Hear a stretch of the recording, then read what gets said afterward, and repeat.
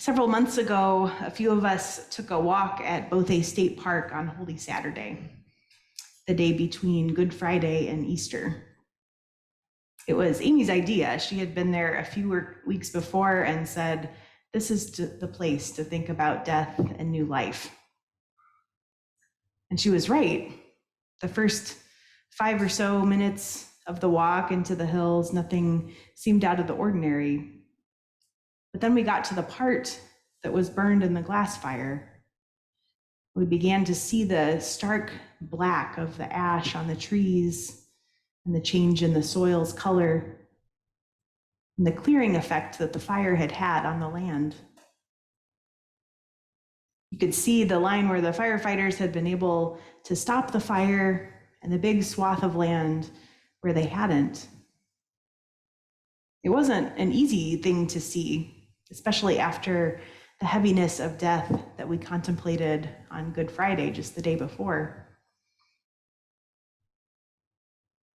So our job that day, what we had stated, was that we were going to spot new life, the different kinds of plants in particular that had sprung up.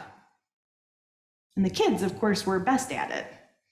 They noticed and pointed out all kinds of things and details that the adults would have missed. We saw 12 different kinds of ferns that day that had grown, and all kinds of interesting mosses and little flowers, and all kinds of nooks and crannies that some things had started to grow, even in the midst of this difficult landscape.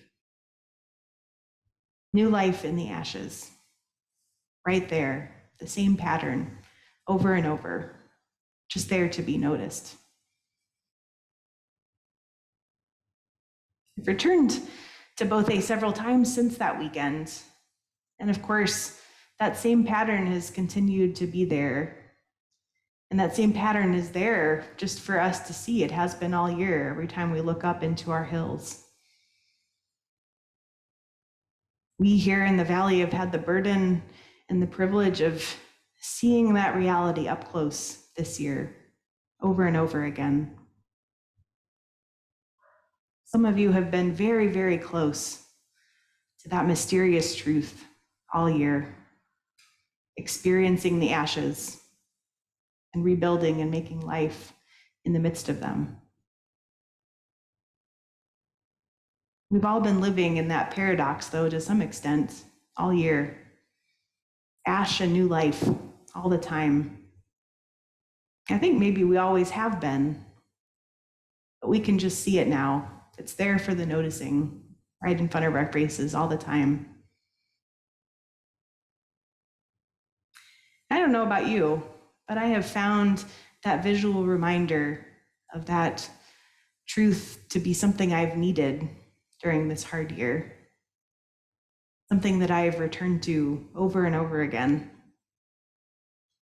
Sometimes I look up into the hills on a walk and I think, did all of that really happen this year? And I see the ways that life has persisted here, that life has even been born. And I take heart in the reality that life is something that continues and persists in old and in new ways, even or maybe especially in the ashes. And I wonder how we live, how we have been living, and how we are to continue to live in this time of so much uncertainty, especially now as we wonder about fire coming again, as we try to understand the new life that we can notice springing up among us when we're ready to see it. So I had these thoughts again as I was reading this gospel today. I think Jesus is talking about something similar. Mark's gospel is so spare with words. He uses so few words to describe his stories. I think we need a little bit of context of what's been going on around this, because he uses sort of the stories set against each other and juxtaposed against each other to create his meaning. So Jesus and the disciples in those first chapters of Mark, they've spent their time traveling around the rural, beautiful region of Galilee, around the Sea of Galilee. And just a little bit before this story, they turn toward Jerusalem. And of course, there they are moving toward the crucifixion, toward Jesus' death. And so Jesus has been trying to prepare them for this, trying to use his words to explain the suffering and the death that they will witness there. But the disciples just aren't getting it. So far, previously, when Jesus has tried to explain before this story, the disciples have rebuked him, said he was wrong. And they also tried to ask a smart-sounding question because they didn't understand what was going on. And in this story, of course, we hear Jesus begins to talk about his suffering and death and resurrection, and then the disciples immediately get into an argument about who is the greatest among them. In other words, the disciples are getting in their own way. They seem to think that they're a part of a movement with Jesus that's going to be conventionally grandiose and powerful, that's going to just rise and rise and rise and keep going up. And Jesus just keeps messing it up the last few days with all this talk about suffering and death and weakness and being a servant. They imagine themselves striding into the capital, and Jesus says what they're going to find there is suffering and weakness and death. The text says several times in this story and in other places that they don't understand Jesus, and they were afraid to ask him. And I think it can be tempting to read into this that they were afraid of Jesus, that Jesus was so strong and powerful and smart and mysterious that they just felt like they couldn't approach him and ask him for help, and maybe that was part of it. But given how Jesus responds, I think it was the kind of fear that was of something that was dawning within themselves. The disciples were afraid of something that they were coming to understand, that they didn't really want to know or be a part of. And so they're afraid to ask for too many details because they don't want to know about it, which I do all the time. I think they're beginning to know that Jesus is trying to tell them that his journey is not about this kind of powerful earthly kingdom, and they're not about to be the second and third of command of a great and powerful movement that looks like the great and powerful movements of the world. And so to try to claw a piece of that back, they make themselves busy. Instead of listening to Jesus, they make themselves busy arguing with Jesus and arguing amongst themselves and making smart sounding points so they don't have to face that truth, that realization that's growing within them. And so in response to this, the text says, Jesus sat down and he calls the 12 to sit with him. And what I read into that is that Jesus asks them to get still and quiet within themselves. And he says these simple words to them. Whoever wants to be first must be last of all and servant of all. And then he takes a little child and puts it among them, taking it in his arms. He said to the disciples, whoever welcomes one such child in my name welcomes me. And whoever welcomes me welcomes not me, but the one who sent me. The word for child in Jesus' language is actually the same word for servant. It means basically the lowest one in the hierarchy. Children and servants were the lowest ones in the hierarchy, sort of the ones that could be ignored most of the time in most places and most households or systems at that time. Children and servants had no sort of societal power and grandiosity. They had no automatic voice. And so Jesus, of course, as Jesus does, is flipping this, is saying that to welcome this one that the world sees as lowly is the same as to welcome God. And whoever wants to be first in this kingdom that God is proclaiming must act as a servant, must act differently than what most people would say had to do with power or greatness. In other words, to welcome the lowly ones and the lowly places, even within yourself, is to welcome God.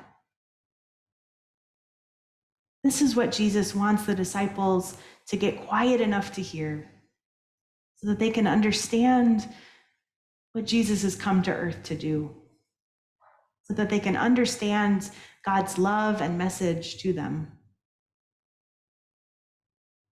2 simple sentences are all Jesus has to say in this quiet place. 2 sentences about servanthood, about welcoming a child.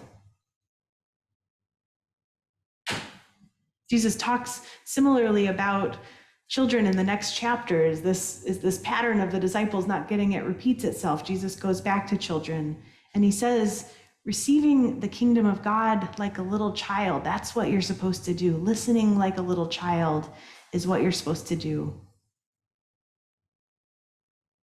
So I think Jesus in these passages about children is inviting us to welcome and listen to what a child, or even what the child that lives in all of us might have to say.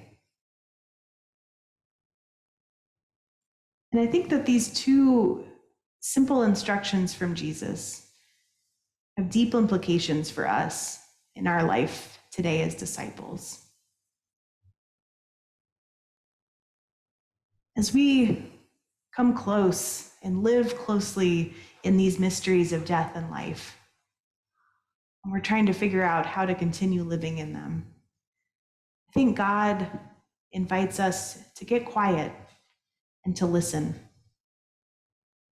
Just as the disciples are drawing close to those mysteries, Jesus invites them to get quiet and listen, because that's the place where you can begin to approach them, begin to wrestle with them, begin maybe to have a little bit of the seeds of understanding of them. I think that's true for us too, as we live in them. And perhaps more specifically than just quiet, I think Jesus is asking us to listen as a child would listen. Not to have the biggest and most important thoughts, or to strive for greatness or smartness or power that'll make you feel like you're better than everyone or more important or in control. Because the mystery of life and death, the mystery of ashes and new life, is not something that we can control.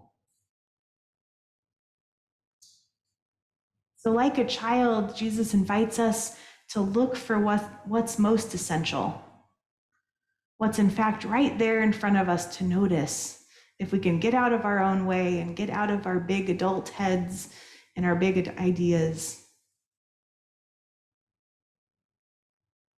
There are many things to say about how children can teach us, but I think maybe the simplest and the one we're called to today is just that children are much closer to that mystery of new life than we are as an adult. And so maybe they're closer to noticing the things that adults like to avoid in our desire to control and contain or avoid that mystery, that life is a gift, that ultimately we don't control it. For me, the great reminder of this year, the thing that I've had to return to again and again, is that life is not ultimately ours to control and to grasp onto. But we do have a part in stewarding it. And we have choices about how we live in this mystery together. And those choices do matter. We can choose to strive to be the greatest and the most powerful and to chase after more of that control that isn't ours, like the disciples were doing here. And it's tempting to do that when we're faced with a great and powerful mystery. And I think sometimes we also try to control each other, right? We try to put each other in hierarchies and put ourselves in order so that we can understand and feel powerful and feel in control. And I think the choice that we have at these moments is to know what is ours to hold on to, what is ours to choose, and what is God's. And in that sort of serenity prayer space of knowing what we can change and what we can't, we can choose to live with as much faith as we can, letting go of what belongs to God, which I think ultimately frees us to live more fully as servants to each other, servants of the community that we get to journey with, that we get to go through this mystery with, stewarding life and love the best we can while we're here. In Ash and in Sprouting Green, what we have is each other. And we have the practices that hold us together. We have the practices that point us toward the God who holds us all. I think the other thing that's comforting is that the disciples in the story, they don't get any of this. This interaction with Jesus appears to make absolutely no difference to how the disciples act or what happens. Like literally, this exact same story repeats itself in the next chapter. Jesus starts talking about suffering and death and the mystery and what's going to happen again. And the disciples start arguing again amongst themselves about who is the greatest. This happens like 3 more times, and then finally they just get to Jerusalem, and it's clear that the disciples still don't understand, and they're still trying to push away from this truth that Jesus is trying to introduce themselves. But the disciples remembered what Jesus said clearly. They remembered their own forgetting and their own avoiding, the fact that they just could not even approach understanding this mystery while they were living it. But they remembered what Jesus said and did, and they passed down that story, including their own foibles in the midst of it. They wrote all that down and they made it super obvious. It's almost funny when you read these chapters of Mark, because over and over again, they just aren't ready to get there. And they passed that story of themselves, of their community, struggling with these mysteries. They pass them on to us, which I think must be a work of great love. It's not easy to pass down a story of your own misunderstanding, your own inability to understand this great thing that then they spent their lives trying to communicate and pass down. And I find that so comforting, because even as we are called into a deeper walk in this mystery and a deeper understanding of death and new life at this time, Jesus leads us through. We can walk through it and not understand it all at the time, and that's okay. Jesus doesn't stop walking with them, and Jesus won't stop walking with us either. He'll keep trying to teach us and show us. But we learn by asking God's guidance in the unknowing, in our not understanding, in our not being sure, in our fear, in our avoidance. We just keep asking God to help us. And we learn by taking one faithful step, one after another, as best we can, and then doing it again. We learn by traveling the path of ash and green shoots and acknowledging as best we can the loss and new life that grows in the midst of that. Pointing these things out to each other as we go. And we learn by passing down our story to those who come after us. By entering this story that the disciples gave to us, by making it our own, and telling each other what we learned from doing that. We learn by listening to the words of a living God who speaks to us in the quiet of our hearts, who comes to us as a child, who lived and died and rose again as a servant to all, to point us the way to new life.